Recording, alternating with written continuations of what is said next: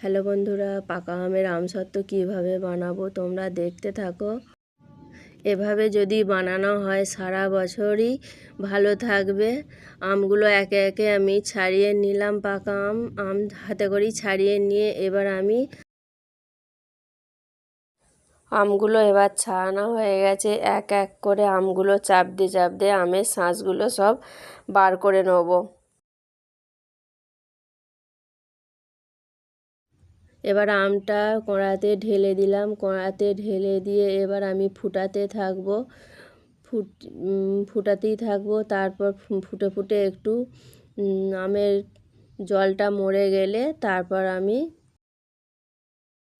আমরা এইভাবেই বানিয়ে সারা বছর রেখে দিই। এবার চলো সব চেপে চেপে আমগুলো বার করে নেওয়া হলো। এবার গ্যাসটা জেলে কড়াটা বসিয়ে নিলাম। কড়াটা বসিয়ে নিয়ে দেখো বন্ধুরা, আমি আম থেকে চেপে চেপে এতটা জুস বার করেছি। দেখো, কাঁচা আমেরও আমসত্ত্ব হয়, পাকা আমেরও আমসত্ত্ব হয়। দেখো এবার আমি ফুটিয়ে ফুটিয়ে কতটা আমটা কমে গেছে। এবার আমি পরিমাণ মতো লবণ দিলাম। পরিমাণ মতো লবণ দিয়ে ভালো করে নেড়ে দেখো ফুটে ফুটে এতটা কমে এসেছে। এবার আমি পরিমাণ মতো লঙ্কা গুঁড়ো দিয়ে দেবো। এবার আমি পরিমাণ মতো চিনি দিয়ে দেবো। চিনি দিয়ে ভালো করে নেড়ে চেড়ে এবার আমি ভালো করে ফুটতে দিতে হবে। এবার দেখো ফুটিয়ে ফুটিয়ে আমার এই কালারটা এসেছে। এবার আমি একটা থালাতে আমি তেল মাখিয়ে নিয়েছি।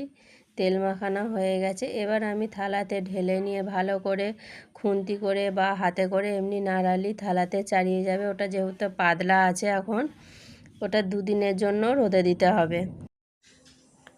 দেখো এবার দুদিনের রোদ খাওয়ানো হয়ে গেছে, নিয়ে চলে এসেছি। কালারটা কত সুন্দর হয়েছে বন্ধুরা। দেখো তেল মাখানো আছে যেহেতু আপনি উঠে যাচ্ছে। ভিডিওটা এখানেই শেষ করলাম। নমস্কার বন্ধুরা।